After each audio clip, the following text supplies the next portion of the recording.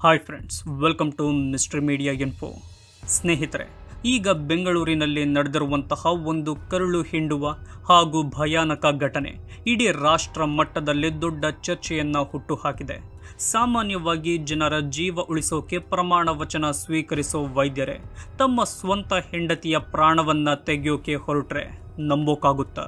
ಅದೆಷ್ಟೋ ಕನಸುಗಳನ್ನು ಹೊತ್ತು ಡಾಕ್ಟರ್ ಆಗಿ, ಚರ್ಮರೋಗ ತಜ್ಞೆಯಾಗಿ ಲಕ್ಷಾಂತರ ಜನರ ಜೀವಕ್ಕೆ ಬೆಳಕಾಗಬೇಕಿದ್ದ ಡಾಕ್ಟರ್ ಕೃತಿಕಾ ರೆಡ್ಡಿ ಸಾವು ನಿಜಕ್ಕೂ ಕೊಲೆಯ? ಇದು ಕೇವಲ ಗ್ಯಾಸ್ಟ್ರಿಕ್ ಸಮಸ್ಯೆಯಿಂದ ಆದ ಸಾವು ಅಂತ ಹೇಳಿ ಎಲ್ಲರೂ ನಂಬಿಕೊಂಡಿದ್ರು. ಆದರೆ ಗ್ಯಾಸ್ಟ್ರಿಕ್ ಸಮಸ್ಯೆಗೆ ಅಂತ ಕೊಟ್ಟ ಇಂಜೆಕ್ಷನ್ ಓವರ್ ಡೋಸ್ ಆಗಿದ್ದು ಹೇಗೆ?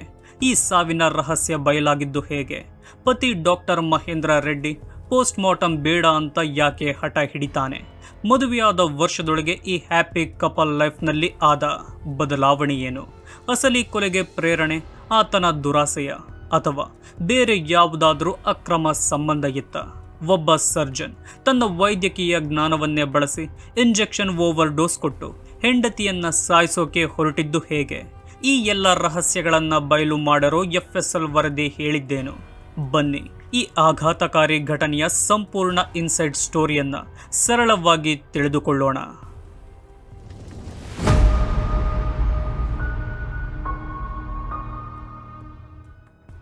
ಸ್ನೇಹಿತರೆ, ವೈದ್ಯರು ಅಂದರೆ ನಮ್ಮ ಪಾಲಿಗೆ ದೇವರು. ಆದರೆ ಅದೇ ವೈದ್ಯಕೀಯ ಜ್ಞಾನವನ್ನ ಜೀವ ತೆಗೆಯೋಕೆ ಬಳಸಿದ್ರೆ ಹೇಗಾಗಬೇಡ? ಬೆಂಗಳೂರಿನ ಮಾರ್ತಹಳ್ಳಿಯಲ್ಲಿ ನಡೆದ ಈ ಘಟನೆ ಇಡೀ ಸಮಾಜವನ್ನೇ ಬೆಚ್ಚಿ ಬೀಳಿಸಿದೆ. ಕೇವಲ 29 ವರ್ಷದ ಡರ್ಮಟಾಲಜಿಸ್ಟ್ ಆಗಿದ್ದ ಡಾಕ್ಟರ್ ಕೃತಿಕಾ ರೆಡ್ಡಿ ಅವರ ಕೇಸ್ನಲ್ಲಿ ಏನೇನು ನಡೀತು ಅಂತ ಸ್ಟೆಪ್ ಬೈ ಸ್ಟೆಪ್ ನೋಡೋಣ. ಕೃತಿಕಾ ರೆಡ್ಡಿ ಅವರು ವಿಕ್ಟೋರಿಯಾ ಆಸ್ಪತ್ರೆಯಲ್ಲಿ ಸ್ಕಿನ್ ಸ್ಪೆಷಲಿಸ್ಟ್ ಆಗಿದ್ರೆ, ಅವರ ಪತಿ ಡಾಕ್ಟರ್ ಮಹೇಂದ್ರ ರೆಡ್ಡಿ ಅಲ್ಲೇ ಗೈನಕಾಲಜಿಸ್ಟ್ ಆಗಿ ಕೆಲಸ ಮಾಡ್ತಿದ್ದ. ಕಳೆದ ವರ್ಷ ಮೇ 26ರಂದು ಇವರಿಬ್ಬರ ಅರೇಂಜ್ ಮ್ಯಾರೇಜ್ ಆಗಿತ್ತು. ಇಬ್ಬರು ಡಾಕ್ಟರ್ಗಳು ಕೈ ತುಂಬ ದುಡಿತಾರೆ ಎಂದಾಗ ಹೊರಗಿನಿಂದ ನೋಡೋಕೆ ಇವರನ್ನ ಹ್ಯಾಪಿ ಕಪಲ್ ಎಂದು ಅನ್ನಿಸುತ್ತಿತ್ತು. ಕೃತಿಕಾ ಅವರ ತಂದೆ ಮಧ್ಯಮ ವರ್ಗದವರಾಗಿದ್ದರು. ಇಬ್ಬರು ಮಕ್ಕಳನ್ನ ಡಾಕ್ಟರ್ ಓದಿಸಿ ಚೆನ್ನಾಗಿ ನೋಡಿಕೊಂಡಿದ್ರು. ಆದರೆ ಮದುವೆಯಾದ ಕೆಲವೇ ತಿಂಗಳಲ್ಲಿ ಮಹೇಂದ್ರನ ಇನ್ನೊಂದು ಮುಖ ಬಯಲಾಗೋಕೆ ಶುರುವಾಗಿತ್ತು. ಅಳಿಯ ಮಹೇಂದ್ರ ಮಾವನ ಹತ್ತಿರ ನನಗೆ ಪ್ರೈವೇಟ್ ಕ್ಲಿನಿಕ್ ಶುರು ಮಾಡೋಕೆ ಹಣ ಬೇಕು ಎಂದು ಡಿಮ್ಯಾಂಡ್ ಮಾಡ್ತಾನೆ.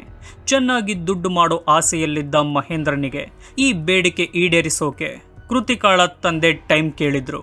ಇವರು ಮಿಡಲ್ ಕ್ಲಾಸ್ ಆಗಿದ್ದರಿಂದ ತಕ್ಷಣಕ್ಕೆ ಕ್ಲಿನಿಕ್ ಕೊಡೋಕೆ ಸಾಧ್ಯವಾಗಲಿಲ್ಲ. ಮಹೇಂದ್ರ ಯಾವುದೇ ಒಂದು ವಿಷಯದಲ್ಲೂ ಕೃತಿಕಾಳ ಆಸೆಗಳನ್ನು ಪೂರೈಸುತ್ತಾ ಇರಲಿಲ್ಲ. ಏನಾದರೂ ಕೇಳಿದ್ರೆ ದುಡ್ಡಿಲ್ಲ ಎಂದು ನಿರಾಕರಿಸ್ತಿದ್ದ. ಅದಕ್ಕೆ ಕೃತಿಕಾ ತನ್ನ ದುಡ್ಡನ್ನೇ ಬಳಸಿ ಗಂಡನ ಖರ್ಚುಗಳನ್ನು ಕೂಡ ನೋಡಿಕೊಳ್ಳುತ್ತಾ ಇದ್ರು. ಈ ಎಲ್ಲ ಆಂತರಿಕ ಸಮಸ್ಯೆಗಳ ನಡುವೆ ಕೃತಿಕಾಗೆ ಈ ವರ್ಷ ಏಪ್ರಿಲ್ ತಿಂಗಳಲ್ಲಿ ಹೊಟ್ಟೆ ನೋವಿನ ಸಮಸ್ಯೆ ಕಾಣಿಸಿಕೊಳ್ಳುತ್ತೆ. ಕೃತಿಕಾಳ ಕುಟುಂಬಸ್ಥರ ಪ್ರಕಾರ ಅವರು ಸಂಪೂರ್ಣವಾಗಿ ಆರೋಗ್ಯವಾಗಿದ್ದರು. ಸುಳ್ಳು ಹೇಳಿ ಮದುವೆ ಮಾಡಿದ್ದಾರೆ ಎನ್ನೋ ಮಹೇಂದ್ರನ ವಾದ ಕೂಡ ನಡೆದಿರುತ್ತೆ. ಕೆಲಸದ ಒತ್ತಡದಿಂದ ಸ್ವಲ್ಪ ಸ್ಟ್ರೆಸ್ ಇತ್ತು. ಆದರೆ ಸಾಮಾನ್ಯ ಹೊಟ್ಟೆ ನೋವು ಬಂದಾಗ ಮಹೇಂದ್ರ ಅದನ್ನ ಗ್ಯಾಸ್ಟ್ರಿಕ್ ಸಮಸ್ಯೆ ಎಂದು ಹೇಳಿ ಅದಕ್ಕೆ ಅಂತಾನೆ ಕೆಲವು ಸಿರಪ್ ಮತ್ತು ಅಪಾಯಕಾರಿ ಇಂಜೆಕ್ಷನ್ಗಳನ್ನು ಬಳಸ್ತಾನೆ. ಏಪ್ರಿಲ್ 21ರಿಂದ 23ರವರೆಗೂ 3 ದಿನ ಮಹೇಂದ್ರ ಕೃತಿಕಾಳ ಕಾಲಿಗೆ IV ಕ್ಯಾನುಲಾ ಹಾಕಿ ರಾತ್ರಿ ಹೊತ್ತು ಮಾತ್ರ ಡ್ರಿಪ್ಸ್ ಹಾಕಿ ಇಂಜೆಕ್ಷನ್ಗಳನ್ನು ಬಲವಂತವಾಗಿ ಕೊಡ್ತಾನೆ. ಈ ಟ್ರೀಟ್ಮೆಂಟ್ ಸರಿಯಾಗಿರಲಿಲ್ಲ. ಕೃತಿಕಾ ಕೂಡ ಡಾಕ್ಟರ್ ಆಗಿದ್ರು. ಗಂಡನ ಮೇಲೆ ಇಟ್ಟಿದ್ದ ನಂಬಿಕೆಯಿಂದ ಸುಮ್ಮನಾಗ್ತಾರೆ. ಆಕೆ ಪತಿ ಕೊಟ್ಟ ಔಷಧಿಯನ್ನ ಪರೀಕ್ಷೆ ಮಾಡದೆ ತಗೋತಾರೆ. ಈ ವಿಷಯ ಕೃತಿಕಾಳ ವಾಟ್ಸಪ್ ಚಾಟ್ನಲ್ಲಿಯೂ ಸಿಕ್ಕಿತ್ತು. ಏಪ್ರಿಲ್ 23ರಂದು ಅಂದರೆ ಕೃತಿಕಾಳ ಸಾವು ಸಂಭವಿಸೋ ಹಿಂದಿನ ದಿನ ರಾತ್ರಿ 9 ಗಂಟೆಗೆ ಬಂದ ಮಹೇಂದ್ರ ಊಟ ಮಾಡದೆ ನೇರವಾಗಿ ಕೃತಿಕಾ ರೂಮ್ಗೆ ಹೋಗ್ತಾನೆ. ಆ ರಾತ್ರಿ ಕೃತಿಕಾಗೆ ಅನಸ್ತೇಷಿಯಾ ಇಂಜೆಕ್ಷನ್ ಓವರ್ ಡೋಸ್ ಕೊಡ್ತಾನೆ. ಈ ಇಂಜೆಕ್ಷನ್ನ ಅಡ್ಡ ಪರಿಣಾಮದಿಂದ ಏಪ್ರಿಲ್ 24ರಂದು ಕೃತಿಕಾ ಪ್ರಾಣ ಕಳೆದುಕೊಳ್ತಾರೆ. ಬೆಳಿಗ್ಗೆ 7:30ಕ್ಕೆ ಮಹೇಂದ್ರ ಕೃತಿಕಾ ಎದ್ದೇಳುತ್ತಿಲ್ಲ ಎಂದು ಕಿರುಚಾಡ್ತಾನೆ. ಪಲ್ಸ್ ಇರೋದಿಲ್ಲ. ಸರ್ಜನ್ ಆಗಿದ್ದ ಮಹೇಂದ್ರ ಕೃತಿಕಾಳ ಆರೋಗ್ಯದಲ್ಲಿ ಏರುಪೇರಾದ್ರು. ಯಾವ ಸೂಕ್ತ ಮೊದಲ ಚಿಕಿತ್ಸೆನೂ ಕೊಡೋದಿಲ್ಲ. ಉಸಿರಾಟದ ತೊಂದರೆ ಕಾಣಿಸಿಕೊಂಡರೂ CPR ಕೊಡೋ ಪ್ರಯತ್ನ ಕೂಡ ಮಾಡೋದಿಲ್ಲ. ಕೂಡಲೇ ಆಸ್ಪತ್ರೆಗೆ ಕರೆದುಕೊಂಡು ಹೋಗ್ತಾನೆ. ವೈದ್ಯರು ಕೃತಿಕಾಳನ್ನು ಚೆಕ್ ಮಾಡಿ ಡೆಡ್ ಅಂತ ಡಿಕ್ಲೇರ್ ಮಾಡ್ತಾರೆ. ಅಂದರೆ ಮಹೇಂದ್ರನಿಗೆ ಬೇಕಾಗಿದ್ದಿದ್ದು ಕೃತಿಕಾಳ ಸಾವೆ ಅನ್ನೋದು ಅವಳ ಕುಟುಂಬಸ್ಥರಿಗೆ ಮೊದಲ ಅನುಮಾನ ಬರುತ್ತೆ. ಕೃತಿಕಾ ಸಾವು ಸಂಭವಿಸಿದಾಗ ಮಹೇಂದ್ರ ಮತ್ತು ಆತನ ಕುಟುಂಬದವರು ಪೋಸ್ಟ್ ಮಾರ್ಟಮ್ ಮಾಡಿಸೋದು ಬೇಡ ಎಂದು ಹಠ ಹಿಡಿತಾರೆ. ದೇಹವನ್ನು ಊರಿಗೆ ತೆಗೆದುಕೊಂಡು ಹೋಗಿ ಫಿನರಲ್ ಮಾಡ್ತೀವಿ ಅಂತ ಪಟ್ಟು ಹಿಡಿತಾರೆ. ಈ ಹಠದ ಹಿಂದಿನ ಕಾರಣ ಆತ ತನ್ನ ಕೃತ್ಯವನ್ನ ಮುಚ್ಚಿ ಹಾಕೋ ಪ್ಲಾನ್ ಆಗಿತ್ತು ಅಂತ ಕುಟುಂಬಸ್ಥರಿಗೆ ಈಗ ಅರ್ಥವಾಗ್ತಿದೆ. ಆದರೆ ಕೃತಿಕಾ ಅವರ ಸಹೋದರಿ ಡಾಕ್ಟರ್ ನಿಖಿತಾ ರೆಡ್ಡಿಗೆ ತನ್ನ ಸಿಸ್ಟರ್ನ ಸಾವು ಸಹಜ ಅಂತ ಅನ್ನಿಸೋದಿಲ್ಲ. ಅವರು ಧೈರ್ಯ ಮಾಡಿ ಇದು ಅನುಮಾನಾಸ್ಪದ ಸಾವು ಅಂತ ಪೊಲೀಸರ ಹತ್ತಿರ ಹೋಗಿ UDR ದಾಖಲಿಸಿ ಮರಣೋತ್ತರ ಪರೀಕ್ಷೆ ಮತ್ತು FSL ತನಿಖೆಗೆ ಒತ್ತಾಯಿಸ್ತಾರೆ. ಈ ರಹಸ್ಯ ಗೊತ್ತಾಗೋಕೆ 6 ತಿಂಗಳ ಕಾಲ ಕಾಯಬೇಕಾಯಿತು. ನಿಖಿತಾ ಅವರ ಒತ್ತಾಯದ ಮೇರೆಗೆ ಕೃತಿಕಾಳ ಶವದ FSL ವರದಿ ಹೊರಬಂದಾಗ ಎಲ್ಲರಿಗೂ ದೊಡ್ಡ ಶಾಕ್ ಆಗುತ್ತೆ. ಕೃತಿಕಾಳ ದೇಹದ ಒಳಗೆ ಅಪಾಯಕಾರಿ ಕೆಮಿಕಲ್ ಅಂಶ ಅಂದರೆ ಅನಸ್ತೇಷಿಯಾ ಕೊಡೋ ಇಂಜೆಕ್ಷನ್ಗಳ ಮಿಶ್ರಣ ಓವರ್ಡೋಸ್ ಆಗಿತ್ತು ಎಂದು ದೃಢಪಟ್ಟಿತ್ತು. ಅಂದರೆ ಕೃತಿಕಾ ಸಾವು ಒಂದು ಕೊಲೆ ಎಂಬುದು ಈ ವರದಿಯಿಂದ ಗೊತ್ತಾಗುತ್ತೆ. FSL ವರದಿ ಬಂದ ಮೇಲೆ ಪೊಲೀಸರು ಮಹೇಂದ್ರನನ್ನ ವಶಕ್ಕೆ ಪಡಿತಾರೆ. ಆಗ ಸತತ ವಿಚಾರಣೆ ಮಾಡಿದಾಗ ಕೊನೆಗೂ ಮಹೇಂದ್ರ ಕೃತಿಕಾಗೆ ಅನಸ್ತೇಷಿಯಾ ಓವರ್ಡೋಸ್ ಕೊಟ್ಟು ಕೊಂದದ್ದು ನಾನೇ ಎಂದು ಒಪ್ಪಿಕೊಳ್ತಾನೆ. ಈ ಹೀನ ಕೃತ್ಯಕ್ಕೆ ಆತ ಯಾಕೆ ಮುಂದಾದ ಅನ್ನೋ ಪ್ರಶ್ನೆಗೆ ಆತ ಕೆಲವು ಕಾರಣಗಳನ್ನ ಹೇಳ್ತಾನೆ.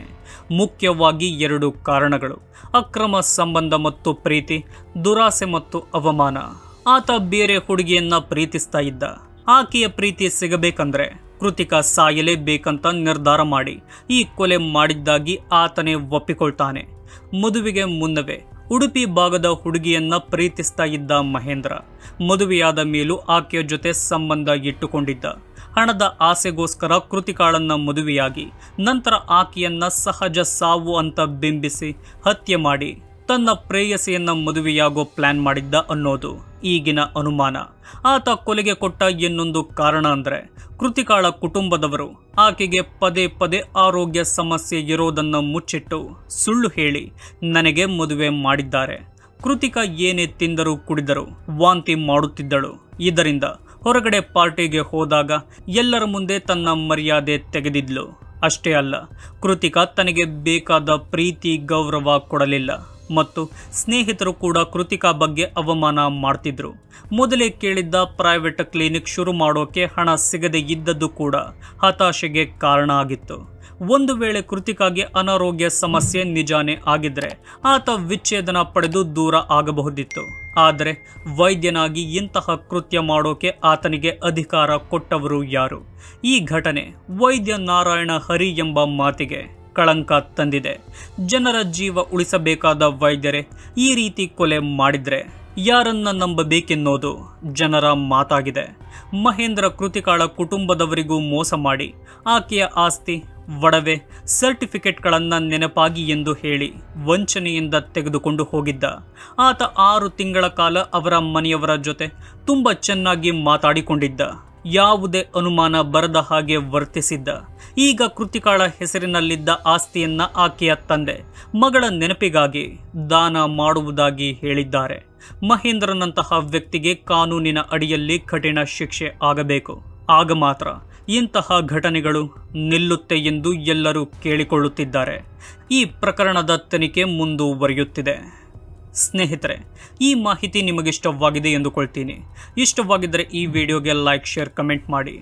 ಇದೇ ರೀತಿಯ ಹೆಚ್ಚು ವಿಡಿಯೋಗಳಿಗಾಗಿ ನಮ್ಮ ಚಾನಲನ್ನು ಸಬ್ಸ್ಕ್ರೈಬ್ ಮಾಡಿಕೊಳ್ಳಿ. ವಿಡಿಯೋ ನೋಡಿದ್ದಕ್ಕೆ ಧನ್ಯವಾದಗಳು.